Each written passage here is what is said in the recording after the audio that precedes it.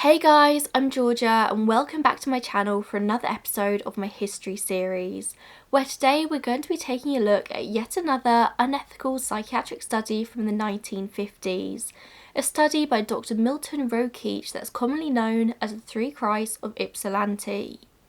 In 1958, three schizophrenic patients were brought together, each of whom were convinced that they were Jesus Christ. Rokeach thought that by forcing the three men together, they would have to face the fact that they were not Jesus, but it actually ended up going a lot deeper than that. He wanted to study the limits of identity further than anyone had ever done so before. This whole experiment was written about at length by Rokeach in his book, The Three Christs of Ypsilanti, first published in 1964, and that's the main source I'm going to be using for this video.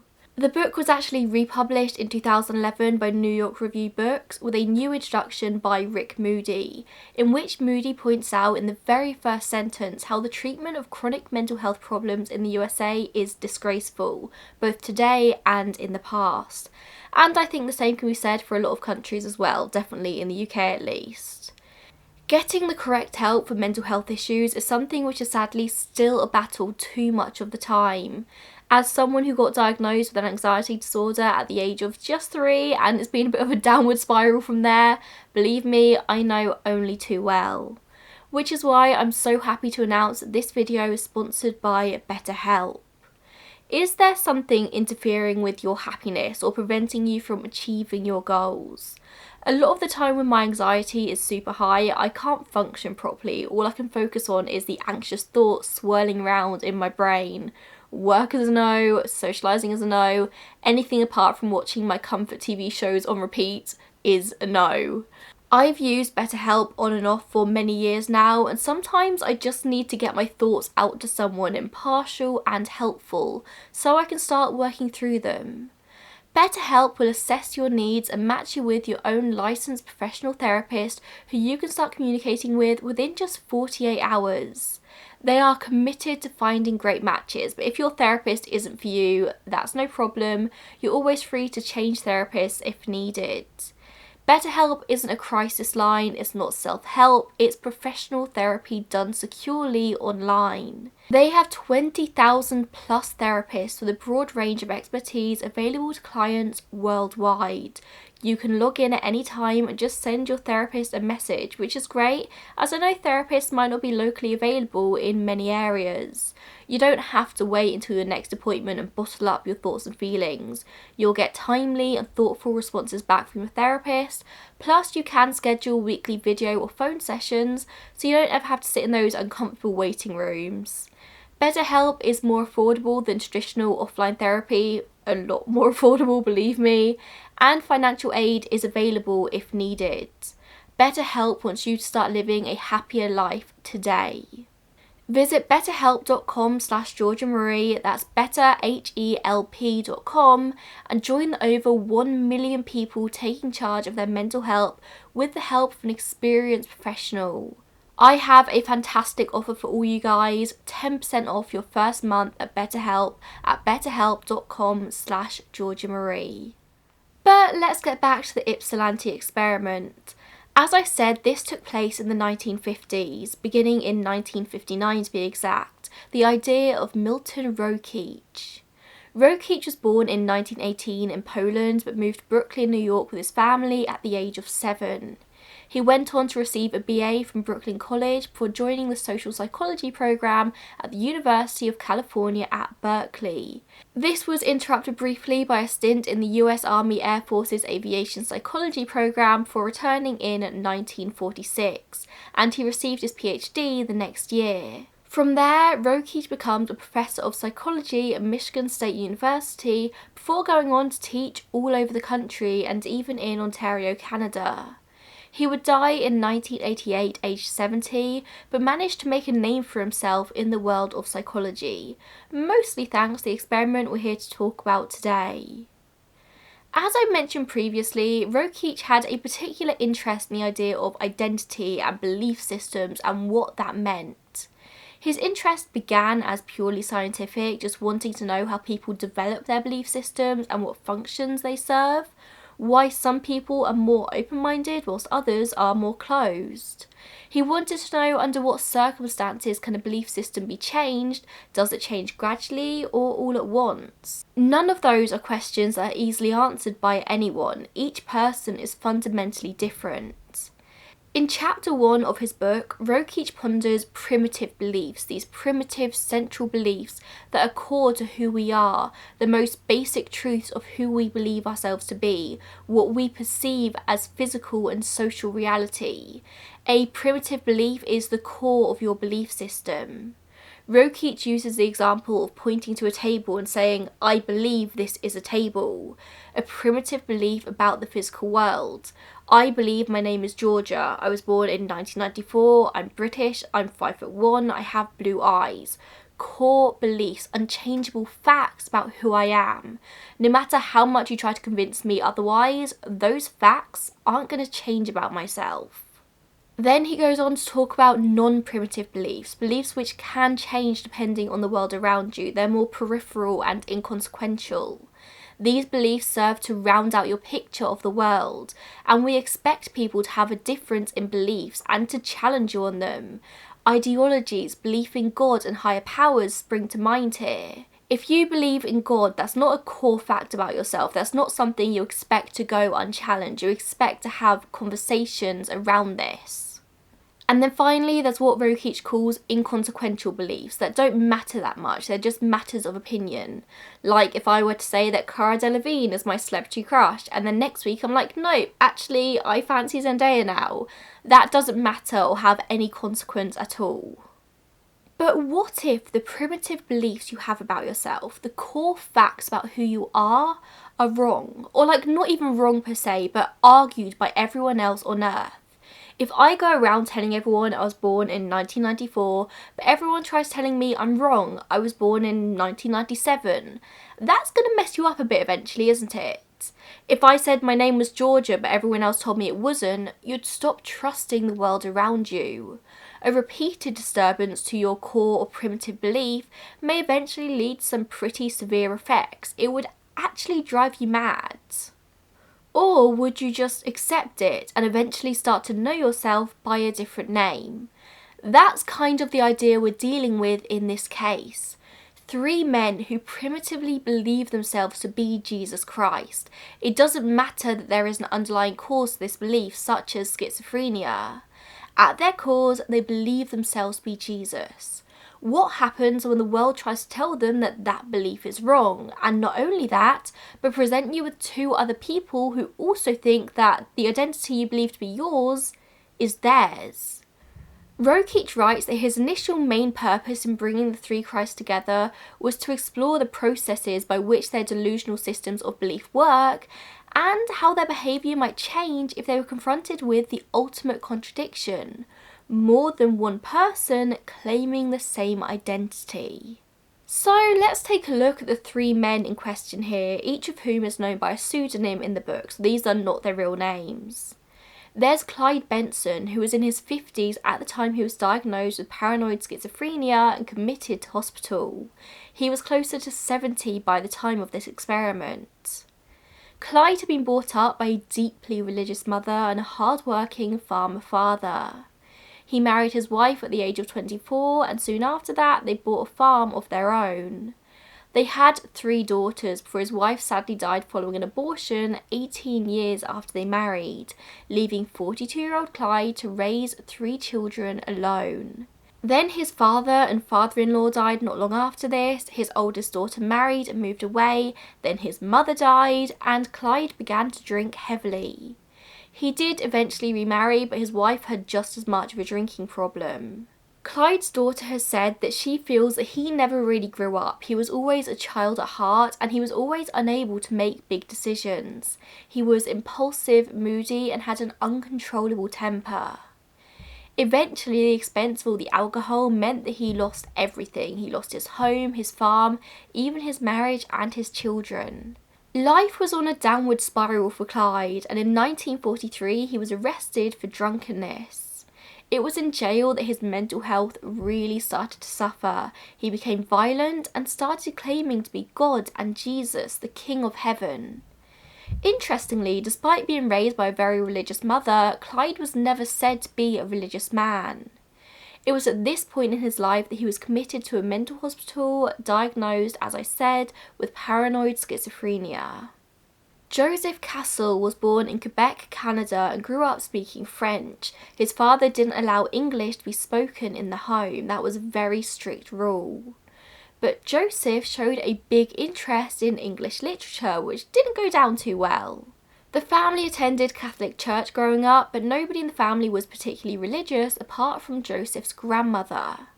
When his mother died when he was 16, Joseph went to live with this grandmother, as his father wasn't exactly the easiest to live with. He was said to be a quick-tempered and cruel man. As an adult, Joseph ended up immigrating to Detroit, where he had big dreams of making it as a writer. He got married at the age of 24, but it seems he never really wanted to be married.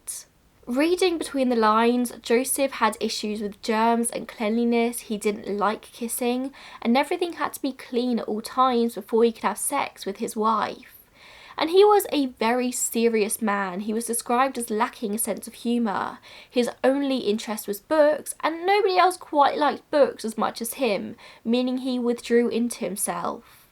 Him and his wife did have 3 children, 2 of whom he accused of not being his, even though they were. Regardless, he was a kind and gentle father. In the summer of 1938, Joseph got into a car accident in which he wasn't hurt, but everyone else was. He worried it was his fault, and with medical bills on top, he struggled to cope. The family ended up moving back to Canada, where Joseph became convinced that people were poisoning him, and overall he became very hard to be around. He accused his wife of no longer loving him, accused her of making her breath smell bad so he wouldn't want to kiss her, and feeding him something to make his hair fall out. He was committed to a Canadian hospital in 1939 before he was deported. At some point over the years, he'd become a naturalized American citizen. He was placed in the Detroit Receiving Hospital before being sent to Ypsilanti State Hospital. He would attack patients believing they were plotting against him, and he had hallucinations. Like Clyde, his diagnosis was paranoid schizophrenia. It's worth noting that it's thought now that Joseph may well have been a closeted gay man. Once in hospital, he wrote in a letter that he had the abnormality of homosexuality. That whenever he had homosexual thoughts, he would turn around and do something to knock it out my head, and that I know in my mind then that I will not succumb to such a sin. And then of course there's Joseph's whole God delusion, the point of this video. There was no record of this delusion until 10 years after he was hospitalised. He wrote in a letter to his daughter that he was Prince and God and Keeper of the Courts. When asked about this by his psychiatrist, he said, "I can't very well see God when I am God." The final of the 3 men is Leon Gabor, who was born in Eastern Europe before moving to the USA a couple of years later. His parents had separated by the time of his birth, and they divorced soon after, and that was a pretty big taboo in 1920s America. His mother was incredibly religious. The book describes her as a fanatic. She spent way too much time in church and not enough time with her children. Leon was an above average student at school, but he did get expelled as a teenager before heading out into the big wide world to work. He joined the army for 3 years, receiving honourable discharge in 1945. When he returned from the army, his mother said he was an entirely different person. Whereas before he'd been quiet and obedient, he would now go to dances and refuse to obey her. The mother strikes me as incredibly overbearing. Leon went back into the working world, but would eventually get fired from an array of jobs for just not turning up. Him and his mother lived together in just 2 rooms of a larger house which she rented out. Every inch of the wall space was said to be covered in crosses and pictures of saints, Mary and Jesus. It was around 1953 when Leon first started showing signs of mental illnesses, hearing voices. God was speaking to him. God was apparently telling him that he was Jesus.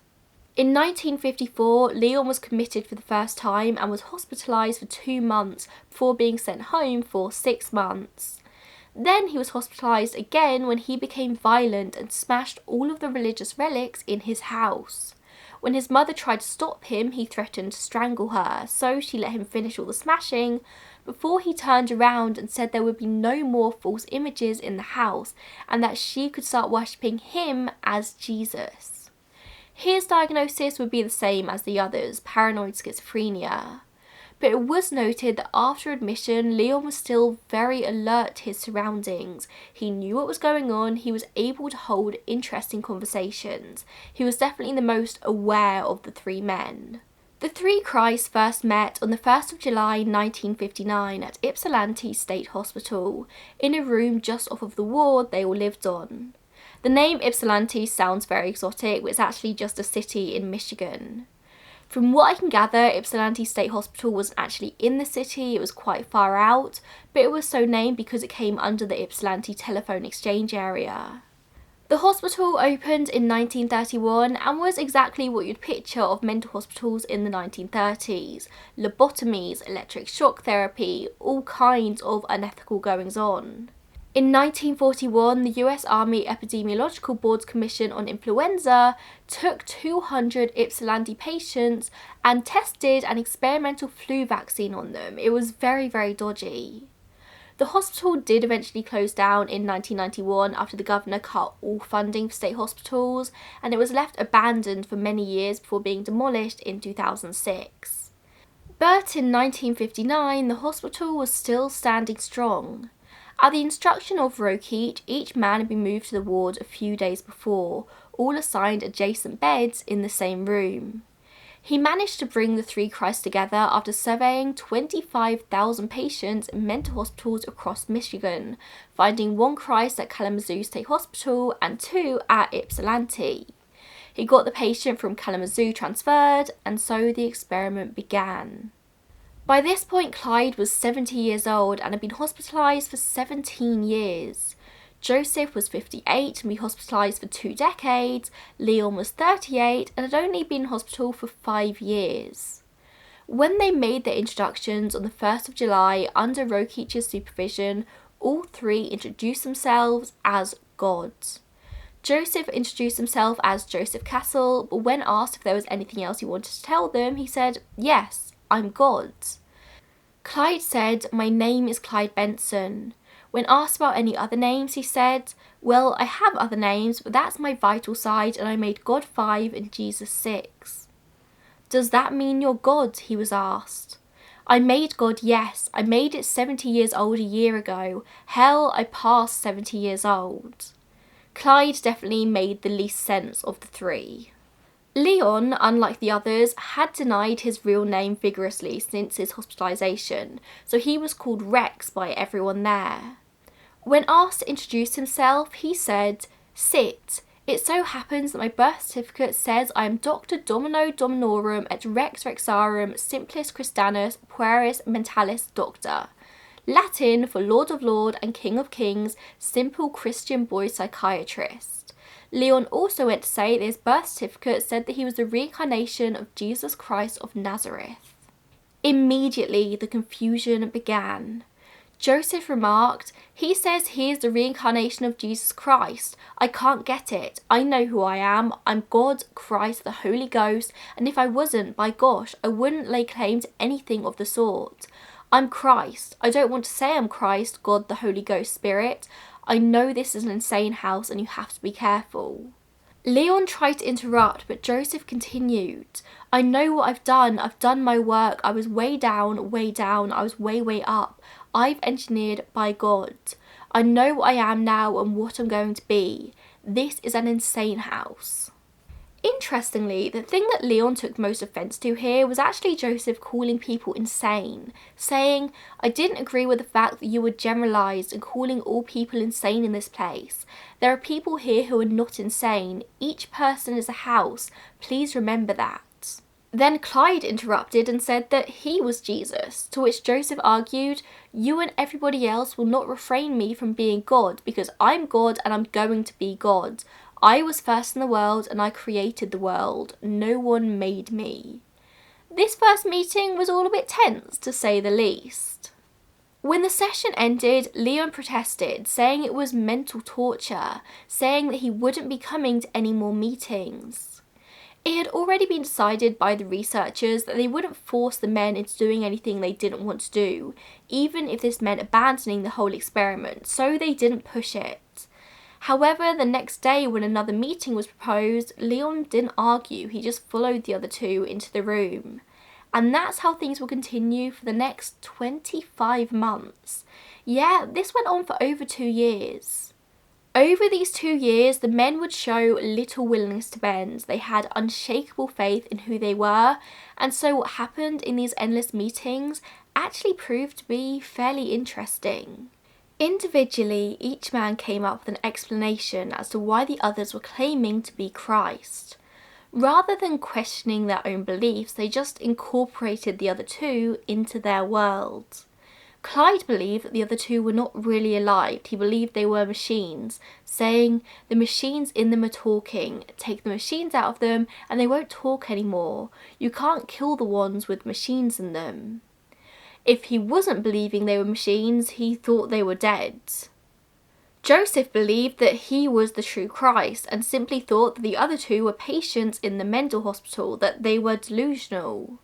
Leon believed that the other two were lesser gods, finding a place for them in his own delusions. It's noted that Leon was always especially polite. If not lesser gods, sometimes he would refer to Joseph as the reincarnation of Captain Davy Jones and Clyde as a buccaneer general, a reincarnation of a king or a pirate. His rationalization is said to be the least stable of the three. His explanations as to who the others were switched almost every day. As the weeks went on, arguments between the three men became more stormy, and I think that's understandable. Rokeach went to great lengths to ensure that the men weren't only forced together during their sessions, but were also put to the same jobs in the laundry of the hospital, seated together in downtime and during meals. They shared the same room. There really was no escape. I mean, anyone would get antsy spending this amount of time with the same people. They started to be very hostile towards each other. Full-on arguments started in many of the meetings and outside of the meetings. One example written in the book was on the 20th of July, in the first few weeks of the experiment, in the ward before breakfast. Leon pointed to Joseph and said, "His foster father's a barracuda. Clyde's is a sandpiper, a type of fish." Clyde said his foster father was not a sandpiper, to which Leon replied, "That's your belief, sir." The anger then came quickly, with Clyde threatening to kill Leon, shaking his fist at him before eventually cooling down. The first actual physical violence took place later that month in a group meeting. They were discussing the skin colour of Adam, as in Adam and Eve, which quickly descended into fighting. Leon claiming that he was the foster brother of Adam and he should know his skin colour. Clyde eventually hit Leon hard across the face, to which Leon didn't react in the slightest. Rokeach and his assistant had to pull Clyde back, and eventually the discussion continued much the same, minus the violence. A few days later, in an individual interview with Leon, Leon recalled the incident perfectly and admitted that he probably deserved it because he had come to the wrong conclusion. That was the first time the researchers noted a change in any of their beliefs, and it was said to be interesting that it was an act of violence that caused that change. In total, there were only ever 3 outbreaks of violence. One between Clyde and Leon, as described, the next between Joseph and Leon, and the last between Clyde and Joseph. It was clear that none of them wanted to repeat these interactions, and whilst they did continue to bicker, things never got violent again. And sometimes it was even as if they liked each other, or at least tolerated each other. They would choose to sit next to each other in their free time. They would share cigarettes and food. Even when Rokeach tried to mess with them and remove their chairs from the usual spots, they would simply move them back to be close to one another. A while into the experiment, Rokeach decided that they needed to go one step further. This wasn't enough. The researchers began to send letters to the patients, sending a letter to Leon from a character who he believed to be his wife, Madam Yeti Woman. The first letter read, "My dear husband, I've been aware on Channel 1 that you've been waiting for me to visit for a very long time. If the good Lord permits, I'll visit you at the Ypsilanti State Hospital on Ward D16 this Thursday at 6 o'clock. Leon initially showed disbelief at this letter and he never told the researchers about it. That was the first time he was known to withhold information from them, although he was noted to be extremely depressed.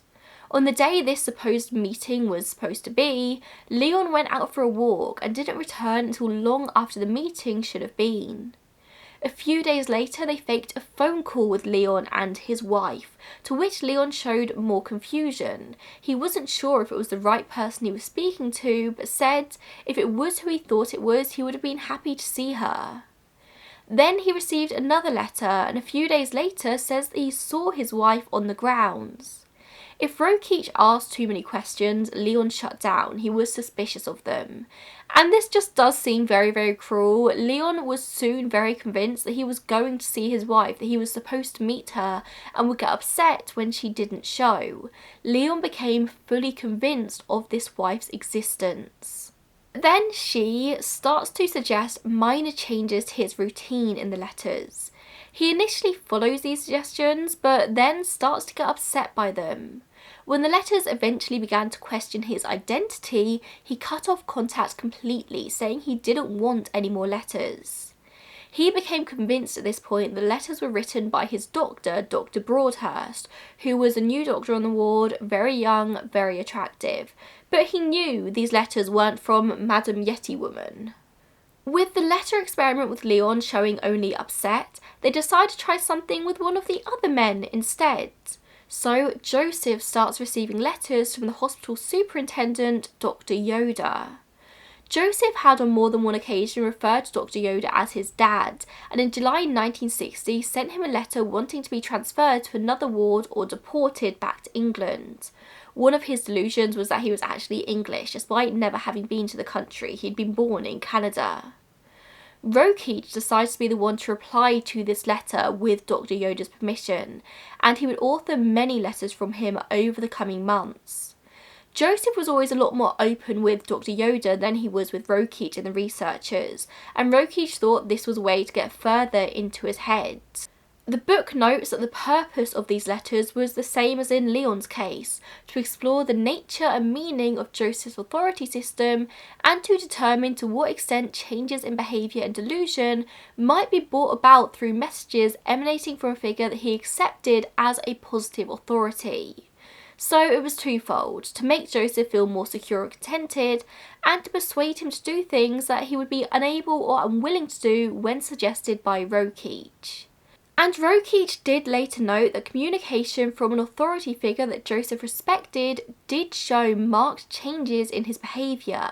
He was much more realistic about life, whereas during the group meetings he would backslide a lot. Slowly, Rokeach as Yoder started advising that Joseph's routine is changed to positively benefit his recovery, saying that he was glad to hear that Joseph no longer talked about going back to England and suggested that he started visiting church. Joseph got agitated as he read this letter, saying that Yoder was nothing more than a figurehead. He objected to Yoder referring to him as sick, blaming Leon for this, saying that Leon had been telling Yoder that he was sick, something which Leon obviously denied. However, Joseph did start attending church. As the letters go on, Yoder starts referring to Joseph as his son, something which I find particularly cruel as Joseph didn't have the best relationship with his actual father. From here on, Joseph would address letters to Yoder as "my dear dad." He showed a lot of willingness to take on suggestions from Yoder, but as soon as Yoder started to suggest relinquishing his delusions, Joseph took a step back, just like Leon had. He was asked to sign an oath that Ypsilanti State Hospital was not now and had never been an English stronghold, as Joseph believed, but he refused to sign this. He refused to give up his idea of who he was, or as the book writes, he could not be induced to denounce the validity of a cherished delusion. Many months into the study, it became clear that very little was able to shift the identities of the Christs. Only Leon seemed to show any give, eventually asking to be referred to as Dr. Righteous Ideal to Dung instead of his chosen Latin name of Dr. Domino, but he still fully believed he was the Messiah. Rokeach thinks he only changed his name because he wanted to avoid conflict with the other men and not because he really wanted to. Rokeach eventually brought the study to an end because it became clear that it just wasn't working. He had increasing doubts that bringing the men together to challenge and contradict each other's behaviour was actually going to make any lasting change. It only agitated the men. But Rokeach never intended to cure these men, I don't think. I think he simply saw it as an interesting study. I mean, you can't prove to someone that they're not this primal belief. There's literally nothing you can do to prove to any of these men that they're not Christ. That's what they believe. No matter how much any of you tried to convince me that my name isn't Georgia, I would still know in my core that it was. It's part of who I am, and the men's delusions were also part of who they were. Rokeach just wanted to study the idea of identity at the expense of these sick men. Or can you even refer to them as sick if they don't believe they are? In their heads there's nothing wrong with them, and that must be a nice way to be. From an academic standpoint, Rokeach didn't make any huge breakthroughs with this study. Nothing new came out of it. At the conclusion of the book, he suggested the delusions were sparked by confusion over sexual identity, which is very Freudian of him, and a bit of a cop-out in the world of psychology. The graduate students who worked with Rokeach on the study were strongly critical of it, because of the amount of dishonesty used by Rokeach to get results, when it was found how easily the men were able to explain away the identities of the others. I think Rokeach thought he'd put them all in a room, then they'd come to a realisation that, oh, I can't be Christ because you're Christ, or how are we all this same person? But it didn't work like that. However, when the book was republished in the 80s, Rokeach added an afterword talking about his regret in the years after the experiment, saying that he regrets having written and published the study when he did, feeling uncomfortable with the intrusion into the men's lives, and saying that the experiment was flawed by some pretty major omissions. Ironically, he felt like his godlike control over the men was unfair, talking about how he unintentionally became the fourth delusional Christ in the project. He wrote, "While I have failed to cure the three Christs of their delusions, they had succeeded in curing me of mine, of my godlike delusion that I could change them by omnipotently and omnisciently arranging and rearranging their daily lives. I had terminated the project some 2 years after the initial confrontation, when I came to realise, dimly at the time but increasingly more clearly as the years passed, that I really had no right to play God and interfere around the clock in their daily lives. Also, I became increasingly uncomfortable about the ethics of such a confrontation." All in all, nothing really came from this experiment apart from an interesting story. One of the men was cured of his delusions though, and it wasn't any of the Christs. At the conclusion of the experiment in August 1961, Clyde, Joseph and Leon just went about their lives as usual. It didn't seem like there were any long-lasting repercussions to come out of it, at least. They continued to sit together in the sitting room, but Leon soon reverted to eating alone. None of the men were ever cured of their delusions or of their schizophrenia, and ultimately they were neglected by the hospital. Mental health care in a mental health hospital in the 60s? Yeah, not gonna happen. As the years went on, it just became less and less likely that they would ever be able to function in outside society ever again. It was said that whilst Clyde and Joseph were older and set in their delusions, Leon did show consistent change. His stories would continue to change over the next few years, still trying to find answers in his identity. As of the afterword of the book, written 20 years later, Clyde was discharged to his family in January 1970 and Joseph died in August 1976. Leon was still alive and well, but still a patient at Ypsilanti, but I would assume both him and Clyde have definitely passed by now. I would highly recommend reading the book, The Three Christs of Ypsilanti, if you want to learn more. I found it a very riveting read and also a very quick read. There is also a 2017 film based on the book titled Dark Christ, which I haven't watched. It features Peter Dinklage and Richard Gere, but it is described as a dark comedy, so I'm not sure I will watch it. I just don't quite see how a movie based on this could be comedic, but like I said, haven't seen it. All in all, this is a very sad story and very indicative of the time. In terms of mental health care in the 1960s, this was actually fairly kind, which says a lot. Thankfully, mental health care is better today. Not perfect, but definitely better. Please don't forget to check out BetterHelp in the top line of the description box. Thank you so much to them for sponsoring this video, and thanks to you guys as well for tuning in for yet another episode, and I will see you next time. Bye guys.